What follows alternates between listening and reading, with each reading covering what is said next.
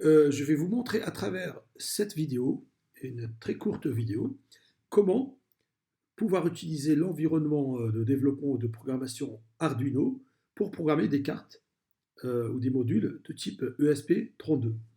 En réalité, dans l'environnement standard de l'Arduino, on ne peut pas, par exemple, j'ai un programme ici, qui est donc un simple blink d'une LED.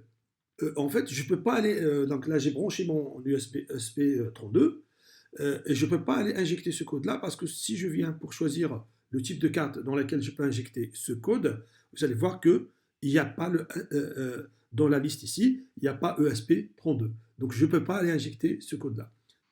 Donc pour pouvoir utiliser le ESP32, on doit donc l'installer. Donc on doit récupérer un zip, un fichier zip qui correspond, donc qui permet d'installer euh, les bibliothèques qu'il faut.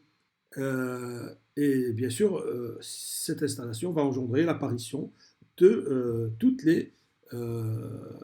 les modules possibles de type ESP32. Donc, ce que vous allez faire, donc s'il y a un lien qu'on récupère sur Internet, je vais vous le montrer ici, c'est ce lien-là, donc c'est un petit JSON. Donc, c'est un fichier qui va contenir des informations sur les différents zips sur le net qu'on peut récupérer directement dans le net, en fait, qu'on peut récupérer pour pouvoir installer ces bibliothèques pour l'ESP32. Donc, si je vous montre par exemple sur une page web classique, ici, vous allez voir, si je mets ce lien-là, on tombe sur un fichier JSON de ce type-là, dans lequel on a les différents modules, par une catégorie SP32. Vous avez le zip ici, par exemple, pour installer cette bibliothèque. Vous avez la clé, des informations qui vont apparaître ensuite dans le menu de l'Arduino, etc., etc.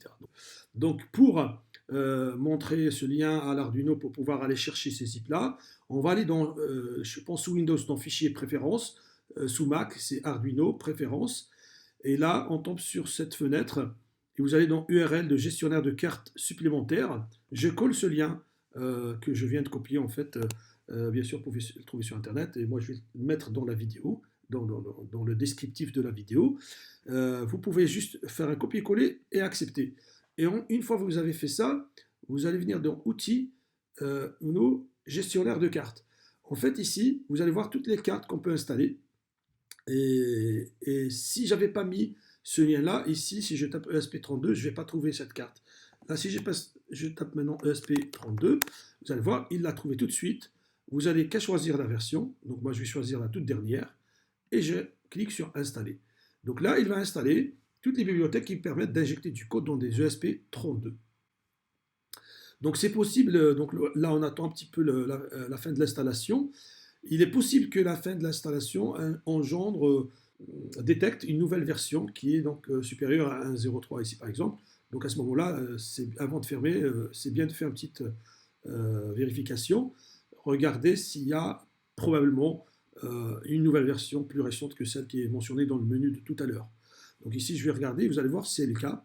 Donc on voit bien que ici, il y a la 1.4, hein, cette version n'apparaissait pas tout à l'heure, n'a pas apparu tout à l'heure. Donc là, je vais juste mettre à jour. Et là, je suis sûr que j'ai bien la dernière version. Donc là, vous allez voir dans le menu tout à l'heure, dans Outils, vous vous rappelez bien tout à l'heure quand je voulais choisir la carte, il n'y avait que ce menu-là. Maintenant, j'ai un autre menu en plus. Donc c'est tout ça qui est donc ajouté après avoir installé euh, donc, les bibliothèques de ESP32 grâce au lien de tout à l'heure. Donc là, j'ai choisi ESP32. Et là, comme j'ai connecté mon ESP sur le port ici, c'est un port USB, donc après qui passe réellement, donc c'est un port série, parce que de l'autre côté, il y a une petite UART. Donc après, vous voyez, il y a plusieurs informations, comme ce n'est pas le but de cette vidéo. Il ne me reste que maintenant de tester ce code pour voir si vraiment mon compilateur ou mon programme détecte bien la carte.